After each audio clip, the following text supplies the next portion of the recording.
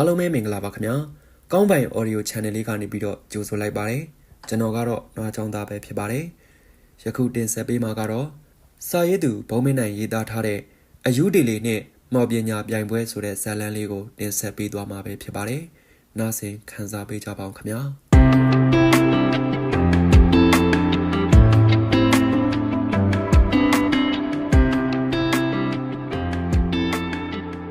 ညကစကပြန်နဲ့စစ်ဘိုးတို့ထွက်ပြေးသွားတဲ့ဖြစ်ရပြီးနန်းနယ်ခင်းမှာမြတော်ရွာလေးဟာစိတ်လုံရှားပွဲရအတ္တဟုန်ဖြင့်ပြည့်နဲ့နေခဲ့ပါတယ်။စနွန်းစီအောင်တက်လာသောနန်းနယ်ခင်းနေအောင်အောက်တွင်ရွာသားအလုံးဟာအယူဒီလေးရှိရာဇရက်စီတို့ပြေးလာခဲ့ကြတယ်။အယူဒီလေးကိုကျေးဇူးတင်ကြရမယ်။သူ့ကိုကျေးဇူးတင်လွန်းလို့ထမင်းတူချက်လာတယ်။ကြက်သားဟင်းလေးနဲ့လူအုပ်ကြီးထဲမှာဒေါခင်ကြီးကအိုးကြီးနဲ့ထမင်းနွေးနွေးကိုယူလာရင်စကားဆိုကတကြီးနောက်ကပြေးလိုက်လာခဲ့တယ်။ပြီးတော့ဦးစံတင်ကလည်းငပြောသည့်စိမ်းများတဲယူလာတယ်လို့ကြံလူများကလည်းစားစရာတချို့ကိုယူလာပြီးအယူဒီလေးရှိရာလာနေခြင်းဖြစ်တယ်။ရှေ့ဆုံးကဥဆောင်လာသူကတော့တကြီးဦးစံပါဖြစ်ပြီးတရွာလုံးဒီပါအယူဒီလေးကိုကျေးဇူးဆက်ဖို့လာခဲ့ခြင်းဖြစ်ပါတယ်။သို့တော့ကန်နှဖျားစီရမှာအယူဒီလေးမရှိဇေယျထဲမှာဝါခင်ပြားများပေါ်၌အယူဒီလေးရဲ့ဆောင်းအဟောင်းကလေးခေါက်ထားသည်ကိုသာတွေ့ရတယ်။ဟင်းအယူဒီလေးမရှိပါလားခါတိုင်းဆိုဒီလိုမနဲ့စောစောသူအိတ်နေတတ်တယ်။ဒေါခင်ကြီးကသူယူလာတဲ့ထမင်းအိုးကိုဇရက်ပေါ်တင်ပြီးအဲ့ဒီလိုပြောလိုက်တော့တကြီးဦးစံပါလည်းတက်ပြင်းတစ်ချက်ကိုလေးလံစွာချလိုက်မိပါတယ်။ဟုတ်တယ်ခင်ကြီးသူကထူးဆန်းတဲ့သူပဲလေကွယ်အခုမရှိလဲတော့ကြရှိနေတတ်တဲ့ပုံကုံမျိုးသူငါတို့ကိုမတွေ့ကြလို့နေမှာပါကဲပြန်ကြရအောင်တကြီးဦးစံပါကအဲ့ဒီလိုပြောလိုက်တော့သူနောက်ကလိုက်ပါလာတဲ့ရွာသားတွေအားလုံးလည်းစိတ်ပြက်လက်ပြက်ဇရက်ကနေမိမိတို့အိမ်ကိုပြန်သွားကြပါတယ်။အဲ့ဒီနောက်ပိုင်းအယူဒီလေးကိုရွာထဲဝင်လာတာမတွေ့ဈေးမှလည်းမမြင်ဈေးရမှလည်းမရှိအစာနာပြောင်းနေခဲ့ပါတယ်အခုဆိုရင်အယူဒီလေးပျောက်ကွယ်သွားသည်မှာ9ရက်ရှိသွားပြီသို့တော့မြတော်ရွာလေးရဲ့နေ့စဉ်ဘဝထဲမှာသူ့ရဲ့အရေးရောင်များအနှံ့ပြားရှိနေစေပင်ဖြစ်တယ်ဘာလို့လဲဆိုတော့နန်းနဲ့စောစောဈေးတန်းလေးမှာဈေးတယ်များအိုးခွဲများကိုစီးရင်တယောက်နဲ့တယောက်အခုလိုစကားစမြည်ပြောနေကြတယ်ဒေါ်ကြီး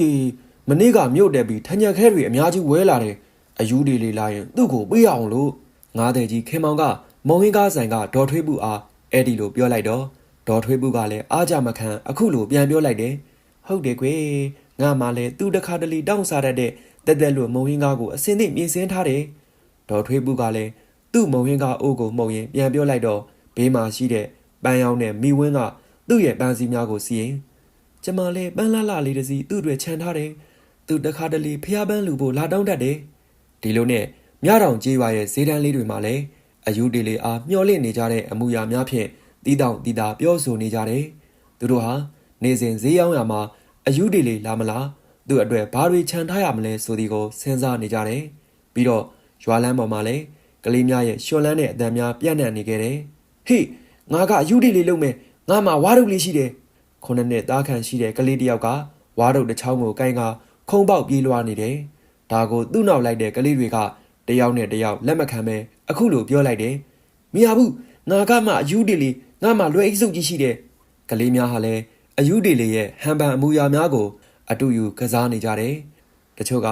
သူဤငါဘရင်ဟူသောစကားကိုအတူယူပြောနေကြတယ်တချို့ကသူ့ရဲ့ခုံပေါက်လှုပ်ရှားပုံကိုအတူခိုးနေကြတယ်ငါဘရင်တိုင်ငံလှည့်လည်နေတဲ့ပြည်သူတွေဘယ်လိုနေလဲကြည့်မယ်နောက်ထပ်ကလေးတစ်ယောက်ကအယူဒီလေးရဲ့လှုပ်ရှားဟန်ကိုအတူယူပြလိုက်တယ်ကလေးများရဲ့ကစားနည်းဟာသူတို့ရဲ့မိဘများကိုပျော်ရွှင်စေတယ်လို့အယူဒီလေးကိုလည်းပြန်ပြီးအမှတ်ရစေခဲ့တယ်ကြည်စမ်းငါတို့ကလေးတွေအယူဒီလေးကိုသိချကြတယ်ကလေးမိဘတွေကလည်းသူတို့ကလေးများကိုညွှန်ပြရင်းအပြန်အလှန်ရဲရဲမောမောပြောနေကြတယ်ဒါပေမဲ့သူတို့တွေရဲ့မျက်လုံးအစုံမှာတော့လွမ်းဆွနေလျက်ဒီလိုပဲလယ်သမားတောင်သူတွေလည်းနန်းတဲ့တိုင်းလယ်ကွင်းစီတို့နွားကြီးများကိုမောင်းနှင်သွားရမှာကန်နှဖျားဇရက်ဖက်တို့မျက်စောင်းထိုးကြည့်လေရှိကြတယ်ဒီနေ့လည်းမရှိသေးဘူးထင်တယ်သူတို့တွေကသူတို့ချင်းချင်းအပြန်လန်ပြောဆိုရင်အယူဒီလေးအပေါ်တန်းတာနေကြတယ်တခါတလေသူတို့ခေါ်လာတဲ့နွားကြီးများကလည်းချက်ချင်းမဟုတ်တော့လေတခုခုကိုမျှော်ကြိုနေတဲ့ကဲ့သို့ဇရက်ဖက်တို့ခေါင်းမော့ကြည့်နေကြတယ်ဒီလိုပဲအလုတ်ကိုစီလုံနေကြတဲ့ရွာသားများလည်းသူတို့ရဲ့အလုတ်ကိုလုံနေစဉ်အယူဒီလေးအကြောင်းကိုပြောဆိုနေကြတယ်လူကြီးတွေမဲလားဆိုတော့မဟုတ်ပါဘူးညနေဆောင်တိုင်းကလေးများကလည်းဇရက်ဖက်တို့ပြေးသွားကြပြီးအယူဒီလေးပြန်ရောက်လာပြီလားဟုစစ်ဆေးကြည့်ရှုကြတယ် အယူဒီလေးအရှင်မင်းကြီးပြန်လာပြီလားကလေးများအော်ခေါ်ကြတယ်သို့တော့ဇေယျထဲမှာဘာသာမှမထွက်ပေဝါခင်းပြားပေါ်မှာခောက်ထားတဲ့ဆောင်းအဟောင်းလေးသာတမှုထူးခြားစွာရှိနေတယ်မရှိဘူးသူပြန်မလာတော့ဘူးကလေးများစိတ်ပြက်စွာတယောက်နဲ့တယောက်ပြောရင်မျက်ရည်စားတွေကိုတုတ်ကာငိုယိုပြီးပြန်လာကြတယ်ဒီလိုနဲ့6ရက်မြောက်နေ့ကိုရောက်တော့တကြီးဦးစံပါလေသူ့အိမ်ကိုစွန့်ကန်ကြွလာတဲ့ဆရာတော်နဲ့အပြန်လန်ပြောဆိုနေမိတယ်အရှင်ဖေဟာအယူလေးလေးပျောက်သွားတာ6ရက်ရှိပြီသူ့အတွက်အတော်လေးစိုးရိမ်နေမိပါတယ်ဖေဟာတကြီးဦးစံပါကအဲ့ဒီလိုရှောက်လိုက်တော့ဆရာတော်ကတက်ပြင်းတစ်ချက်ချပြီးအခုလိုမိန်ကြတယ်တခါကြီးအဲ့ဒီပုဂ္ဂိုလ်ဟာတာမန်လူမဟုတ်ဘူးသူလိုအပ်တဲ့အခါပေါ်လာမယ်မလိုအပ်တဲ့အခါပုံရှောင်နေမယ်သူ့အတွက်စိုးရိမ်စရာမလိုပါဘူးကွယ်ဒါပေမဲ့ရွာသားတွေကသူ့ကိုအယမ်းလွှမ်းနေကြတယ်ဖေ။လွှမ်းခြင်းကလည်းကျေးဇူးတင်ခြင်းတစ်မျိုးပါပဲ။သူပြန်လာတဲ့အခါသူ့အပေါ်ပူမှုတန်ဖိုးထားကြပါကွယ်။တကြီးဦးစံပါလေဆရာတော်ရဲ့မိန့်ကြားတဲ့စကားကိုနားလေသဘောပေါက်သွားမှစိတ်သက်သာရာရသွားခဲ့ပါတယ်။ဒီလိုနဲ့တပတ်ပြည့်ခဲ့ပါပြီ။ညတော်ရွာသားအလုံးဟာအယူဒီလေးပြန်လာမည်ဟုသောယုံကြည်ချက်ကိုမစွန့်လွတ်ကြသေးပေ။နေ့စဉ်သူတို့ရဲ့ဘဝထဲမှာအယူဒီလေးအားမျှော်လင့်ခြင်းဟာနေ့စဉ်လှုပ်ရှားမှုရဲ့တစ်စိတ်တစ်ပိုင်းဖြစ်လာခဲ့တယ်။ဈေးသည်များကသူ့အတွက်အစားအစာများခြံထားတယ်။ကလေးများကသူ့ရဲ့အမူအရာများကိုအတူယူကစားကြတယ်။လယ်သမားများကဇေယျဖက်သို့နေ့စဉ်မျက်နှာမူကြည့်ကြတယ်။ဘာလို့လဲဆိုတော့ညတောင်ရွာလေးရဲ့နှလုံးသားထဲမှာအယူဒီလေးဟာအမြဲရှိနေစေဖြစ်ပြီးသူပြန်လာမယ့်နေ့ကိုရွာသားအလုံးစိတ်ပါလက်ပါမျှော်လင့်ဆောင်စားနေကြဆဲပင်ဖြစ်တယ်။အင်္ဂလိပ်များပြန်ရောက်လာခြင်းတပတ်ကြာမှမျှော်လင့်မထားတဲ့အဖြစ်ဆိုးကြီးပေါ်လာပြန်တယ်။အေယာဝတီမြေကမ်းဘေးမှဆက်လေ2စီးနဲ့အင်္ဂလိပ်စစ်သား30ခန့်စိုက်ကပ်လာတယ်။သူတို့တွေကိုဥဆောင်လာသူမှာအယူဒီလေးကြောင့်ထွက်ပြေးခဲ့ရတဲ့အင်္ဂလိပ်စစ်ဗိုလ်နဲ့စကားပြန်တို့ပဲဖြစ်ပါတယ်။ပြီးတော့သူတို့နဲ့အတူခေါင်းပေါင်းဖြူထူထူနှက်ခမ်းမွေကားကားမျက်လုံးစိမ့်စိမ့်ရှိတဲ့အင်္ဂလိပ်လူမျိုးတယောက်ပါလာတယ်။သူကတော့သူတို့နိုင်ငံမှာနာမည်ကြီးနေတဲ့အင်္ဂလိပ်မော်ဆရာမိုက်ကယ်ဖြစ်တယ်။သူတို့ရွာထဲဝင်လာတာနဲ့ရွာသားအလုံးကိုတကြီးအိမ်မှာစုယုံစေခဲ့တယ်။အဲဒီနောက်စကားပြန်ကအခုလိုပြောပြတယ်။ခမည်းတော်ညတော်ရွာဟာမော်ရွာကြီးတွေရွာလို့ဘူကြီးကတိလိုက်ရတယ်။ဒါကြောင့်သူတို့ရဲ့မော်ဆရာကြီးမိုက်ကယ်ကိုခေါ်လာတာခမည်းတော်ရွာကသူတို့ကို6လက်နဲ့မော်ဆရာကိုခေါ်ထုတ်ပါမဟုတ်ရင်ဒီရွာကိုမီးရှို့ပြစ်မယ်လို့သူတို့ကပြောတယ်။စကားပြန်ရဲ့စကားကိုကြားရတော့ညတော်ရွာသားတွေအားလုံးအတော်လေးကိုကြောက်ရွံ့တုန်လှုပ်သွားခဲ့ကြပါတယ်။ဒါပေမဲ့လည်းရွာရဲ့အုပ်ချုပ်သူတကြီးဦးစံပါကတော့ကြပြကြရာနဲ့အခုလိုပဲပြောလိုက်တယ်။မဟုတ်ပါဘူးမောင်ရင်ရဲ့ဦးကြီးတို့ရွာကမော်ရွာလည်းမဟုတ်တယ်လို့ရွာမှာလည်းမော်စရာမရှိပါဘူးကွယ်။အင်္ဂလိပ်စစ်ဗိုလ်ကြီးကိုတေချာနားလည်အောင်ရှင်းပြပေးစီချင်ပါတယ်။ဦးကြီးတို့ရွာကလေးက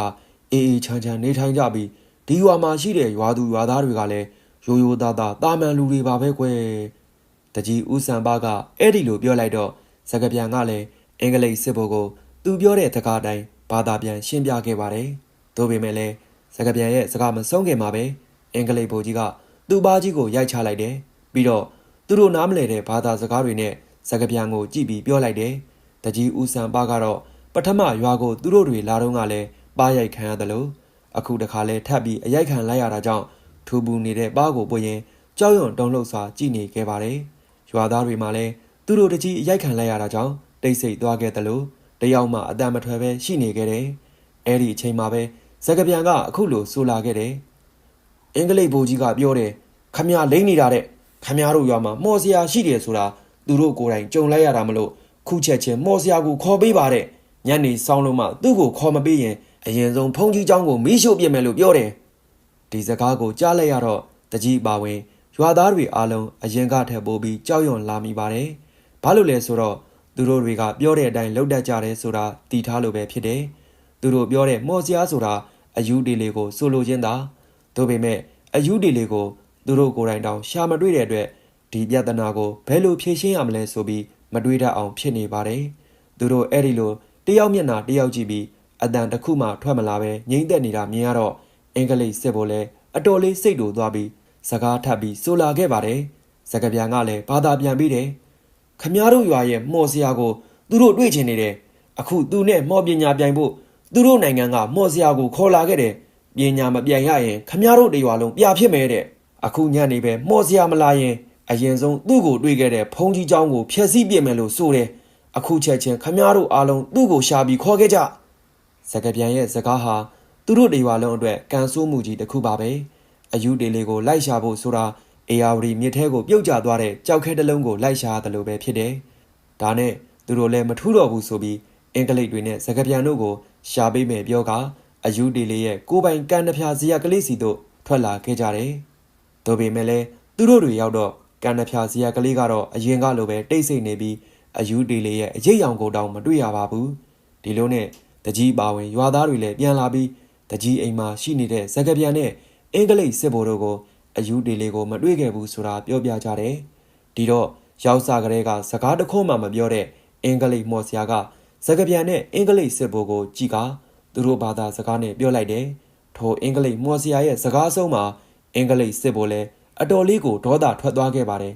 ်ဒါကိုသိတော့စကပြန်ကလည်းတကြီးတို့အားလုံးကိုကြည်ကတကြီးခမည်းတော်လိမ့်နေတာလို့မော်ဆရာကြီးကပြောတယ်အခုဒီရွာမှာမော်ပညာရဲ့အငွေ့သက်တွေရှိနေတယ်ဆိုတာသူခံစားမိတယ်တဲ့အခုသူတို့ကိုယ်တိုင်ရှာလိုက်မယ်တကယ်လို့မတွေ့ရင်ညနေကြရင်အရင်ဆုံးဖုန်ကြီးเจ้าကိုမီးရှို့ပြမယ်လို့ပြောတယ်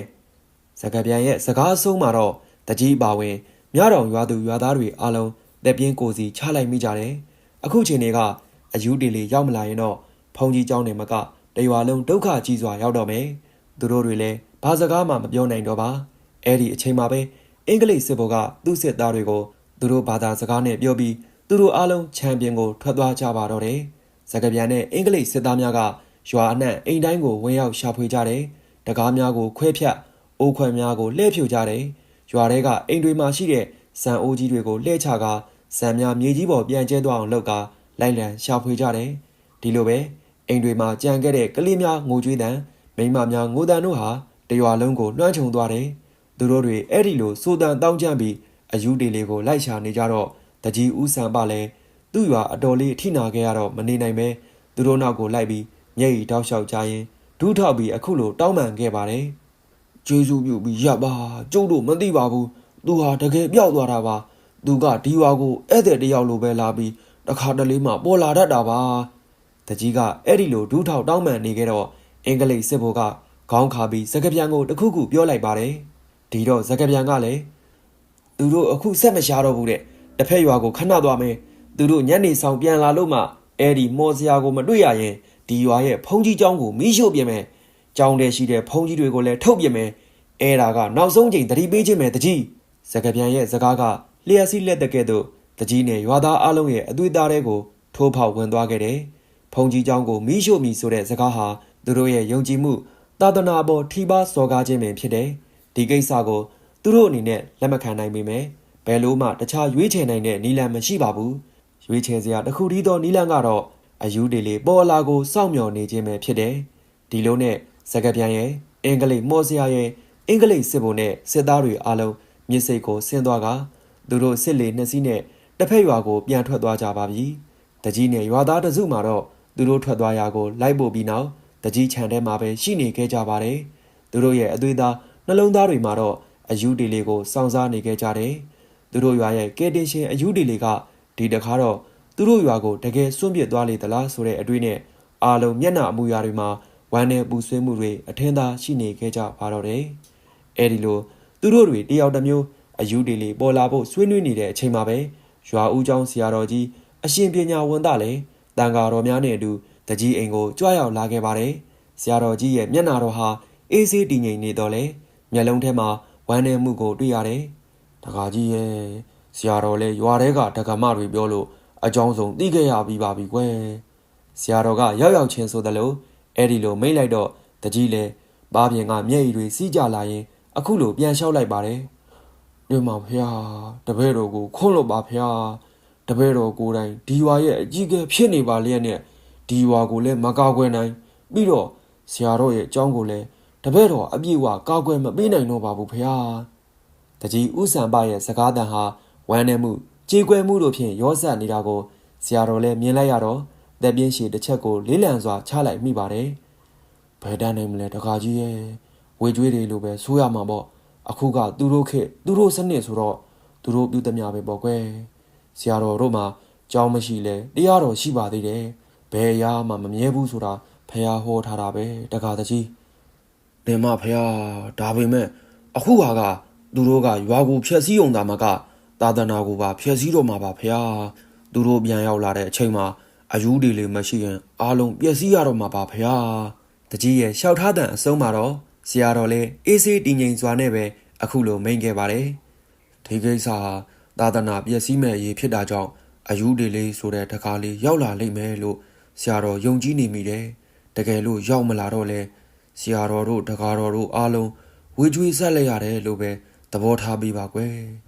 ဝေကြွေးရှိရင်ဖယားတောင်ကဲလို့မရဘူးကွအခုဆရာတော်တို့မှလည်းဝေကြွေးရှိရင်ဆရာတော်တို့မျောနေတဲ့တကားလေးတီလေးပေါ်လာမှာမဟုတ်ပါဘူ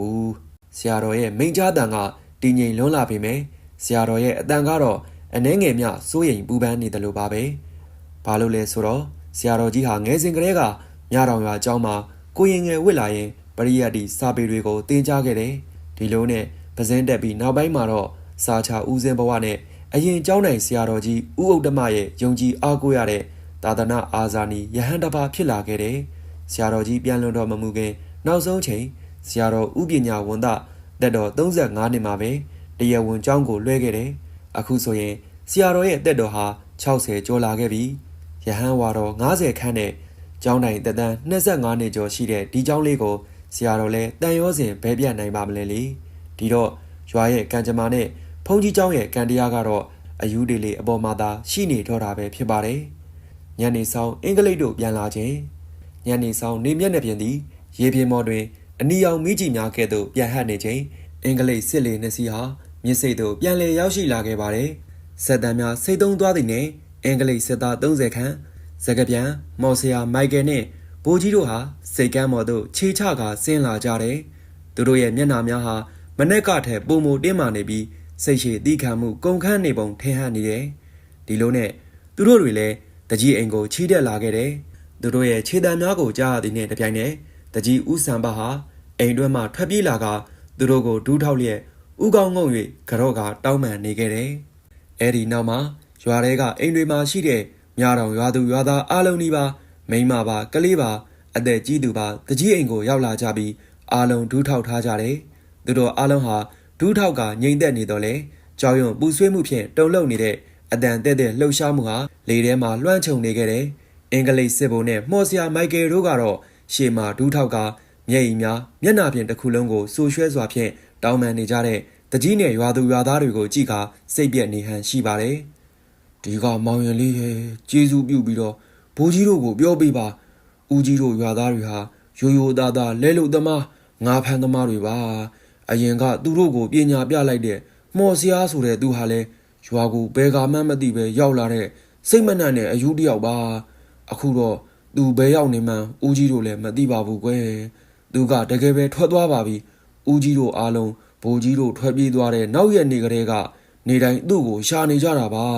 သူနေဘူးတဲ့ကံနှဖျားစီရရောဘယ်မှအရေးရောင်တောင်မတွေ့ပါဘူးတကြီးရဲ့စကားကိုစကပြန်ကဘာသာပြန်ပြီးရင်အင်္ဂလိပ်စစ်ဘုံနဲ့မော်ဆရာကိုပြောတယ်ဒါပေမဲ့မော်ဆရာကတော့သူဒီမှာရှိတယ်မော်ပညာတွေသူမြင်နေရတယ်လို့ပဲဆိုတော့တကြီးတို့အားလုံးအခက်တွေနေကြရပါတယ်အဲ့ဒီအချိန်မှာပဲမောင်ဟင်းကားတဲ့ဒေါ်ထွေးပုကလည်းအိမ်ရှိသို့တိုးထွက်လာပြီးငိုကြွေးလျက်အခုလိုဆက်ပြောပါတယ်အတော်ကမုံဟင်းကားရောင်းတာပါကွယ်အဲ့ဒီအယူတီလေးကတခါတလေတက်တက်လို့မုံဟင်းကားတောင်းစားရတာလေသူ့အတွက်ဒီနေ့လဲချက်ထားတယ်ဒါပေမဲ့ तू မလာခဲ့ဘူးသူတကယ်ပျောက်သွားတာပါကျေးဇူးပြုပြီးအတော်တို့ရွာနဲ့ဖုန်ကြီးကျောင်းကိုမဖြက်စီးပြဖို့ပြောပေးပါမောင်ကြီးရဲ့ဟုတ်တယ်ဒီဝါကလေးဟာကျုပ်တို့ရဲ့မိခင်ဖုန်ကြီးကျောင်းဆိုတာကျုပ်တို့ရဲ့ကိုးကွယ်ယုံကြည်မှုအားလုံးကိုဖြက်စီးပြမယ်ဆိုရင်ကျုပ်တို့တွေပဲအသေးခံလိုက်မယ်ဒေါ်ထွေးပုရဲ့စကားကိုရွာသူရွာသားများကလက်သီးလက်မောင်းတန်းကထောက်ခံလိုက်ကြတော့အင်္ဂလိပ်စစ်ဘိုလ်လည်းရွာသားတွေရဲ့စူညံတန်တွေကြောင့်အတော်လေးစိတ်တိုသွားပြီးအပေါ်ကိုတနက်တစ်ချက်ဖောက်လိုက်တယ်ဒီတော့မှရွာသားတွေလည်းမိကိုရေနဲ့ညှိလိုက်တဲ့အလားငြိမ်ကျသွားခဲ့ပါတယ်ပြီးတော့အင်္ဂလိပ်စစ်ဘုံနဲ့မော်ဆရာတို့ရဲ့မျက်နှာမှာဒေါသရိပ်တွေကတရိပ်ရိပ်တက်နေခဲ့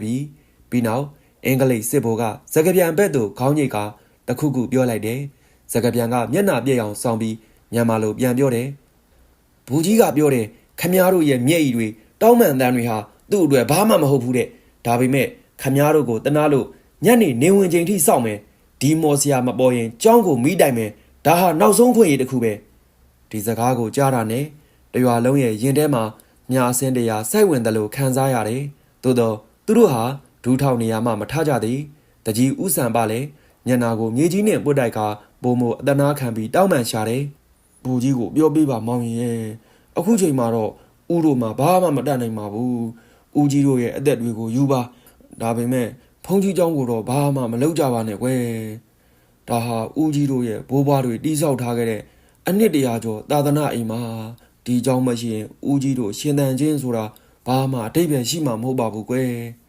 အင်္ဂလိပ်စစ်ဘိုလ်ဟာတကြီးဦးဆန်ပါရဲ့စကားကိုနားမလည်ပေမဲ့တောင်းပန်နေတဲ့တကြီးဦးကောင်းကိုသူ့ရဲ့ခြေပွားနဲ့အနှဲငယ်တွန်းလိုက်တယ်သို့တော့မြည်သည့်စကားများမပြောတော့ပေသူ့ရဲ့လှုပ်ရှားမှုကအတိုင်းအတာတစ်ခုထိရောက်နေပြီဖြစ်ကြောင်းဆက်လက်တောင်းပန်ခြင်းဟာအချိန်ဖြုံးခြင်းသာဖြစ်ကြောင်းညွှန်းဆိုနေခဲ့ပါတယ်ဒီလိုနဲ့အချိန်သည်မိခိုးရောင်ကောင်းကင်ဤအောက်ခြေတွင်နေဝင်ဖို့မိနစ်ပိုင်းသာလိုတော့သည့်အခိုက်အတန့်၌တကြီးနဲ့ရွာသားအလုံးရဲ့စိတ်နှလုံးဟာကျိုးပဲလူနီးပါဖြစ်နေခဲ့ရတယ်သူတို့ရဲ့တောင်းပန်မှုသူတို့ရဲ့မျက်ရည်များဟာအင်္ဂလိပ်တို့ရဲ့တံမဏိတုံးကဲ့သို့မာကျောတဲ့စိတ်ထားကိုထိခိုက်အောင်မစွမ်းဆောင်နိုင်ခဲ့ကြောင်းသိမြင်ခဲ့လိုက်ရတယ်။ဘာလို့လဲဆိုတော့အင်္ဂလိပ်စစ်ဗိုလ်တို့အဖွဲ့သားအလုံးဖုန်ကြီးကျောင်းသို့ချီတက်သွားခဲ့လို့ပဲဖြစ်တယ်။ပြီးတော့သူတို့တွေလည်းနောက်ကနေအတင်းပြေးလိုက်နေခဲ့ကြတယ်။ဒီတရက်နဲ့နေဝင်ခရီးတီကသွေးပြက်ခြောက်ခြားစရာမြင်ကွင်းတွေနဲ့ရက်ဆက်တဲ့တာတာကွင်းတစ်ခုလိုဖြစ်နေခဲ့ပါပြီ။ကျောင်းကိုမီးရှို့ဖို့ကြံစီခြင်းနေဟာအနောက်ဘက်တောင်ကုန်းရဲ့ကြောရိုးနဲ့ထိတ်တိုက်တွေ့နေပြီးအနီရောင်နေရောင်ကြီးများဟာရွာဦးကျောင်းရဲ့အုတ်နံရများပေါ်မှာသွေးရောင်အဖြစ်လောင်ကျွမ်းနေတဲ့ကဲ့သို့ရှိနေခဲ့တယ်။အင်္ဂလိပ်စစ်သားတို့ဟာလည်းမီးတုံများကိုကိုင်ဆောင်ပြီးအင်္ဂလိပ်စစ်ဗိုလ်ရဲ့အမိန့်တန်ကိုစောင့်နေခဲ့တယ်။ဆရာတော်ရဲ့တန်ဃာတော်တွေကတော့ကျောင်းပြင်မှာထွက်နေခဲ့ကြပါပြီ။တကြီးနဲ့ရွာသားတွေကတော့ဒူးထောက်ပြီးအကြိမ်ကြိမ်တောင်းပန်နေတော့မှာပဲ။ဒါပေမဲ့သူတို့တောင်းဆိုတာအရာမထင်ဒီတခါတော့အင်္ဂလိပ်စစ်ဗိုလ်ကတကယ်ပဲကျောင်းကိုမီးရှို့တော့မှာပဲဖြစ်ပါတယ်။ကယ်တင်ရှင်ဝစိမ့်တုတ်ကလေးထိုအချိန်မှာပဲလေထဲမှာဝစိမ့်တုတ်ကလေးတစ်ချောင်းလှည့်ပတ်ပြန်ဝဲလာပြီးမီးတုတ်ကိုကိုင်ဆောင်ထားတဲ့အင်္ဂလိပ်တွေရဲ့ရှေ့မြေကြီးပေါ်သို့စိုက်ကြလာခဲ့တယ်။အဲနောက်တစ်ဆက်ထဲမှာပဲဒေါသတကြီးကျိန်းဝါလိုက်တဲ့အတန်တစ်ခုထွက်ပေါ်လာခဲ့ပါတယ်။ဟဲ့ငါတိုင်းပြည်မှာသာသနာရဲ့အထွတ်မြတ်ထားရာဘုံကြီးကျောင်းမီးရှို့ဝင်တဲ့သူတွေအခုချက်ချင်းရပ်စမ်းအတန်ကျဲကြီးနဲ့ပြောဆိုတန်ကိုအာလုံးကြားရတယ်။သို့တော်လည်းကာယကံရှင်ကပေါ်မလားဆရာတော်ပါဝင်တကြီးနဲ့ရွာသားတွေကတော့ဝမ်းနယ်မှုတွေမှလွတ်မြောက်ရာပျော်ရွှင်မှုကိုရလိုက်တယ်လို့ဖြစ်သွားခဲ့တယ်။ထိုအတန်ရှင်ဒီကသူတို့ရွာရဲ့စောင့်ရှောက်သူအယူဒေလီမှအယူဒေလီစစ်စစ်ပါပဲ။အင်္ဂလိပ်တွေကဝစိမ့်တုတ်ကလေးမြေပေါ်မှာစိုက်နေတာပဲမြင်ပြီးအတန်ရှင်ကိုမတွေ့ရတော့အတော်လေးအံ့ဩမှင်သက်နေချိန်မှာပဲအခုလိုအတန်ဆက်ပြီးထွက်ပေါ်လာခဲ့တယ်။ဒီမြေဟာငါမြေငါလိုဘယင်ပိုင်တဲ့မြေသာသနာဟာလဲငါဘယင်တတ်နိုင်တဲ့လောက်စောင့်ရှောက်နေတဲ့သာသနာငါမြေတီနေရငါဘယင်စောင့်ရှောက်နေတဲ့သာသနာမှာမဖွဲမရလှုပ်တဲ့ငမိုက်သားတွေတေချင်းနေပြီလားဟဲ့ငါတိုင်းပြည်ကငါပြည်သူတွေမင်းတို့ဒူးထောက်ခါစားရမှာငါဘယင်ရှိတော့ပါအခုလာတဲ့ငမိုက်သားတွေရှိဒူးထောက်ခါစားနေတာရက်စမ်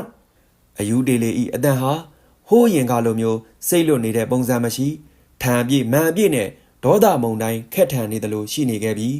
အဲ့ဒီအတန်ကိုကြားတော့မှတကြီးနဲ့ရွာသူရွာသားတွေလည်းဒူးထောက်နေရမှမျောလင်းချက်အပြည့်နဲ့ထရလာခဲ့ကြတယ်အင်္ဂလိပ်စစ်ဘုံနဲ့စကပြန်အင်္ဂလိပ်မော်ဆီယာတို့လည်းအတန်ကြားရလိုက်လံကြည့်ရှုနေခဲ့ကြပေမဲ့အယူဒေလီကိုလုံးဝတွေးရှိခဲ့ကြခြင်းမရှိတော့အနှဲငယ်တုံလုံနေခဲ့ကြပါတယ်ကိုနိုင်ငံကိုအမည်မဟုတ်ဘဲအင်ရှင်စော်ကလူငနွားတွေ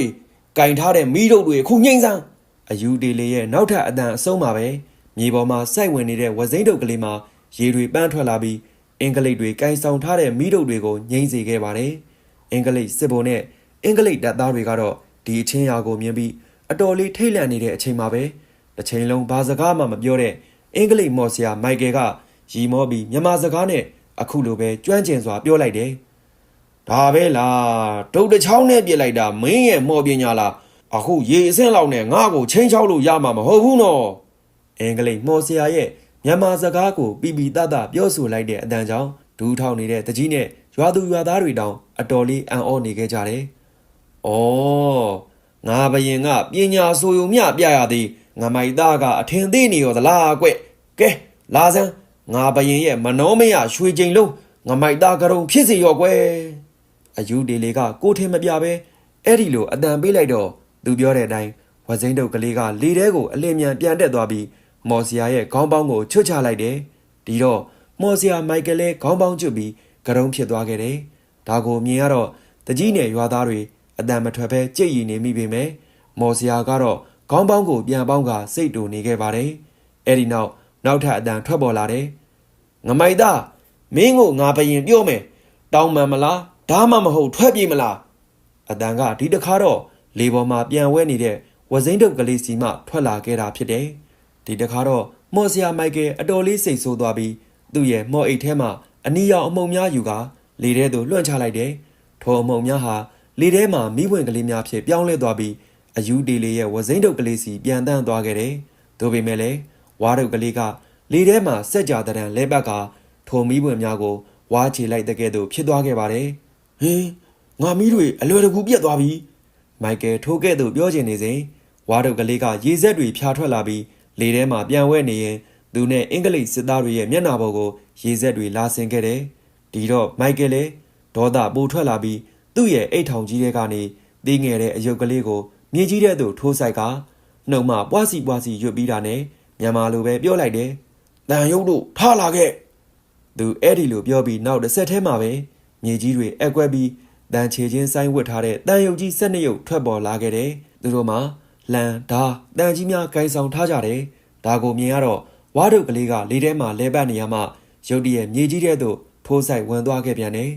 တစ်စက္ကန့်တွင်မြေကြီးထဲမှာဝါပင်ပေါင်းများစွာထွက်လာပြီးတန်ရုပ်တရုပ်စီတိုင်းဝါပင်တွေဖုံးသွားခဲ့တယ်တန်ရုပ်များကလည်းဝါပင်တွေကိုသူတို့ဓားလန်တွေနဲ့ခုတ်ဖြတ်ပိုင်းဖြတ်ပေမဲ့ပြက်သွားတဲ့ဝါပင်တွေကနေအတက်အလက်တွေဆက်ထွက်လာခဲ့တယ်ပြီးနောက်အင်အားများတဲ့ဝါပင်တွေကမွေးတကောင်လိုတန်ရုပ်တွေကိုရစ်ပတ်သွားပြီးမြေကြီးထဲကိုနှိမ့်မြုပ်လိုက်ပါတော့တယ်အင်္ဂလိပ်မော်စရာလဲပါဇက်ဟောင်းသားဖြစ်သွားခဲ့တယ်လို့သူနောက်ကစစ်ဘုံနဲ့ဇကပြန်ပါဝင်အင်္ဂလိပ်စစ်သားတွေမှာတော့မိโกရောင်တန်းနဲ့မျက်နှာကြီးတွေဖြစ်သွားကြတယ်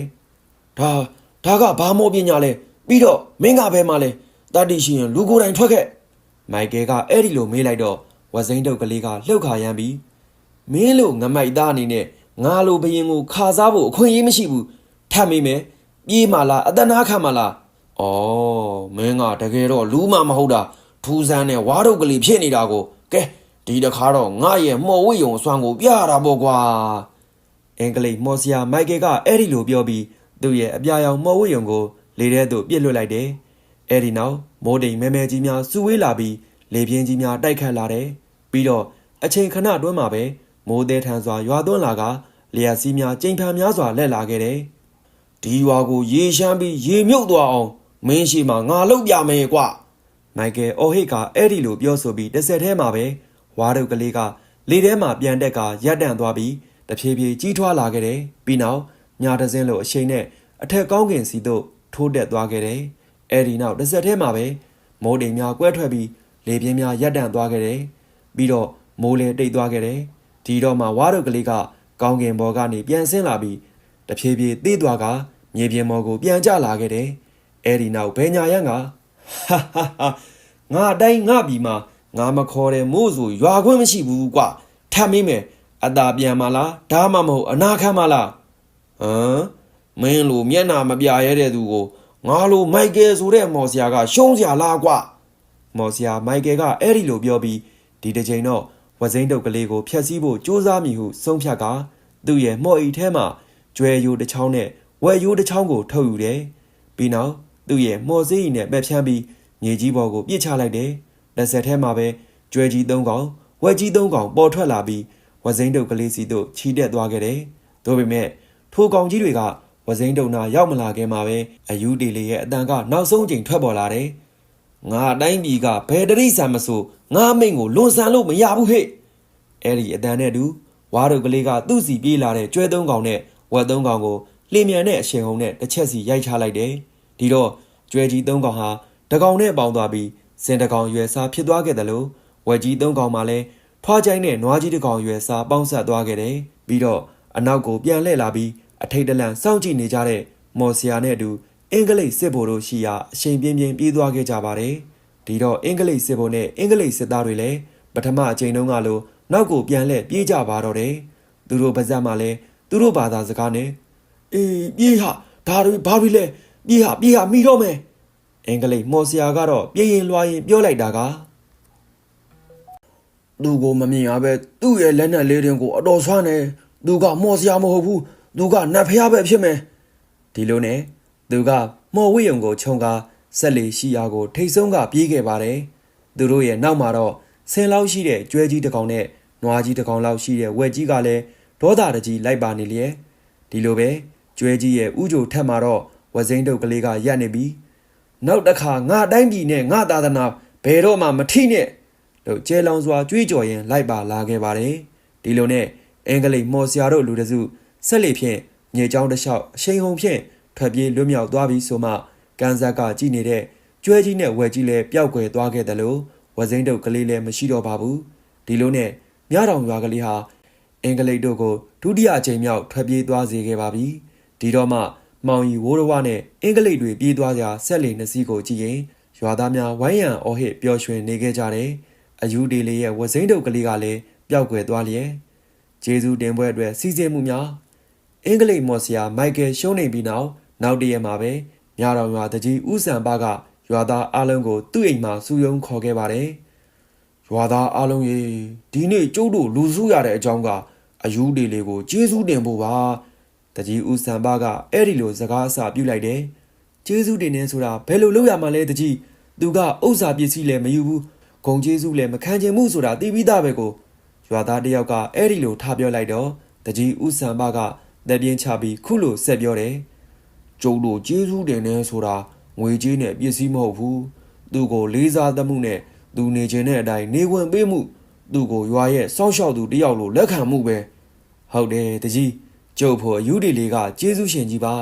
မနစ်ကကျုပ်သားဖျားနာပြီးဆေးစရာတွေလက်လျှော့ထားတဲ့အချိန်အယူဒီလေးကလွယ်ထဲကဆေးတလုံးပေးသွားတယ်ခုဆိုသားကကြမ်းကြမ်းမာမာနဲ့နောက်ထပ်ပြီးမဖျားတော့ဘူးဒါတောင်သူကပေးတဲ့ဆေးကိုကြက်ချီးလုံးလို့ပြောပြီးရည်စရာလုပ်ပြီးပြောသေးတယ်ဒါပေမဲ့ကျုပ်သားတဲ့ကိုကယ်ခဲ့တာပဲလေဦးဆန်ဝင်းကအဲ့ဒီလိုပြောလိုက်တော့တကြီးလည်းခေါင်းတညိမ့်ငိမ့်ရှိနေတော့မှာပဲ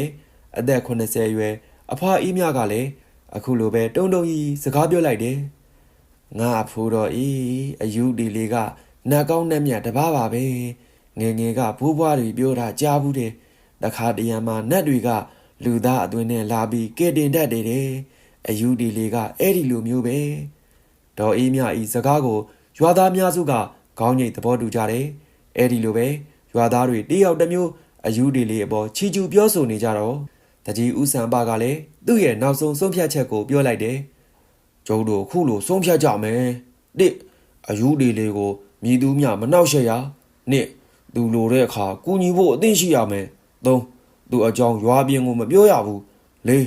သူနေတဲ့ဇေယဝန်းကျင်ကိုတန်ရှင်းအောင်ထားရမယ်ငါတစ်နှစ်တစ်ခါသူ့အတွက်ကျေးဇူးဆပ်ပွဲလုပ်မယ်တကြီးရဲ့စကားကိုကြားရတော့ရွာသားအလုံးဝမ်းသာအားရသဘောတူခဲ့ကြပါတယ်အဲ့ဒီချိန်မှာရွာသားတယောက်ကအခုလိုပဲမရှင်းတာထားပြီးမေးလိုက်ပါသေးတယ်ဒါပေမဲ့ကျေးဇူးဆပ်ပွဲဆိုတာဘာလို့ပေးကြမှာလဲတကြီးဒီတော့တကြီးဦးစံပါကလည်းပြုံးပြီးဆက်ပြောတယ်သူကြိုက်တာလေးတွေလုပ်ပေးမယ်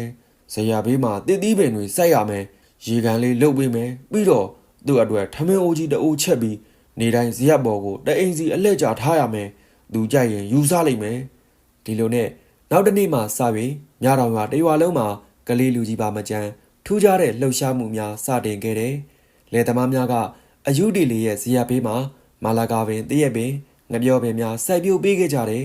အသီးပင်တွေသိရင်သူစားခြင်းခူးစားလို့ရအောင်ဆိုတဲ့အတွေးနဲ့ပေါ့